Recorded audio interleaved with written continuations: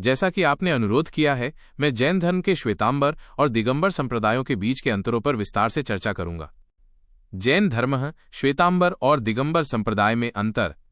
जैन धर्म अपने मूल सिद्धांतों और अहिंसा पर जोर देने के बावजूद दो प्रमुख संप्रदायों में विभाजित है, श्वेतांबर और दिगंबर।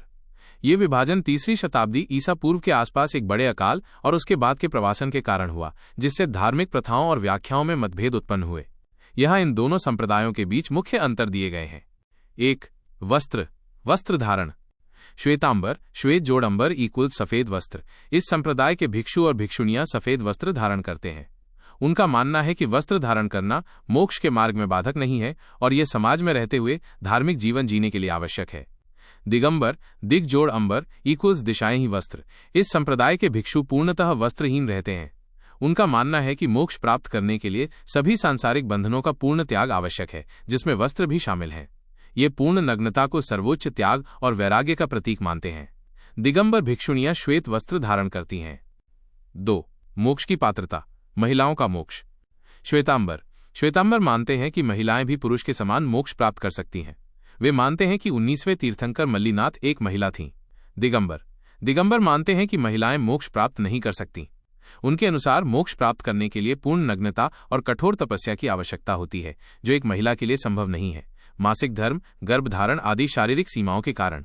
इसलिए महिला को पहले पुरुष के रूप में पुनर्जन्म लेना होगा और फिर मोक्ष प्राप्त करने का प्रयास करना होगा। वे मल्लीनाथ को पुरुष मानते हैं। 3. तीर्थंकरों की मूर्ति चित्रण। श्वेतांबर तीर्थंकरों की मूर्तियों को वस्त्रों से सुसज्जित करते हैं, खासकर आंखों में। मूर्तियों को अक्सर आभूषणों से भी सजाया जाता है। दिगंबर तीर्थंकरों की मूर्तियों को पूर्णतः नग्न और बिना किसी आभूषण के दर्शाते हैं। उनकी आंखें भी आमतौर पर बंद होती हैं, जो ध्यान की अवस्था को दर्शाती हैं। 4. 20वें तीर्थंकर मल्लीनाथ। श्वेतांबर मानते हैं कि मल्लीनाथ 19वें तीर्थंकर एक महिला थी। दिगंबर मल्लीनाथ को एक पुरुष मानते हैं। 5. आहार भोजन ग्रहण। श्वेतांबर भिक्षु और भिक्षुणियां भिक्षाटन के लिए विभिन्न घरों में जाते हैं और एक बार में थोड़ा थोड़ा करके भोजन ग्रहण करते हैं। दिगंबर भिक्षु दिन में केवल एक बार अपने हाथों में भोजन ग्रहण करते हैं, बिना किसी पात्र का उपयोग किए। वे ये भी मानते हैं कि भोजन दान करने वाला दाता भी दिगंबर होना चाहिए। कैवल्य ज्ञान पूर्ण ज्ञान के बाद भोजन। श्वेतांबर मानते हैं कि केवल कैवल्य ज्ञान प्राप्त करने के बाद भी तीर्थंकर भोजन ग्रहण करते हैं। दिगंबर मानते हैं कि कैवल्य ज्ञान प्राप्त करने के बाद व्यक्ति को भोजन की आवश्यकता नहीं होती है। 7. ग्रंथों का संग्रह। श्वेतांबर अपने मूल आगम ग्रंथों, प्राचीन जैन शास्त्रों को मान्य करते हैं और उनका पालन करते हैं। वे मानते हैं कि उनके आगम ग्रंथ मूल रूप से भगवान महावीर द्वारा सिखाए गए हैं। दिगंबर का मानना है कि मूल आगम ग्रंथ समय के साथ खो गए हैं।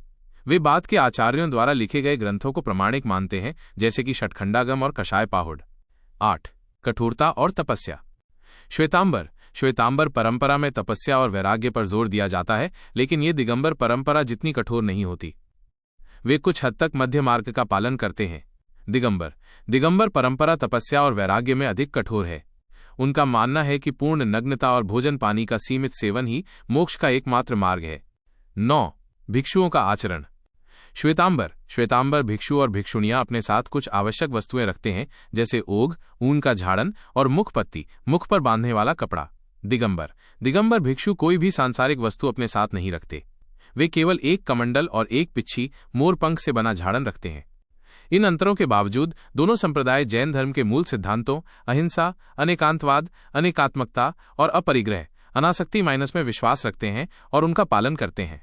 वे दोनों 24 तीर्थंकरों को मानते हैं और उनके दिखाए मार्ग पर चलते हैं।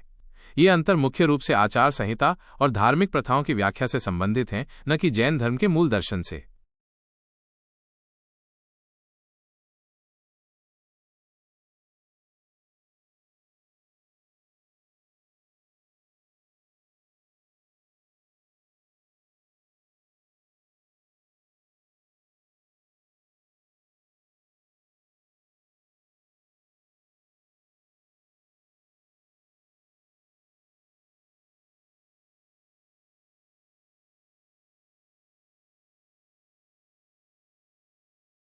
जैसा कि आपने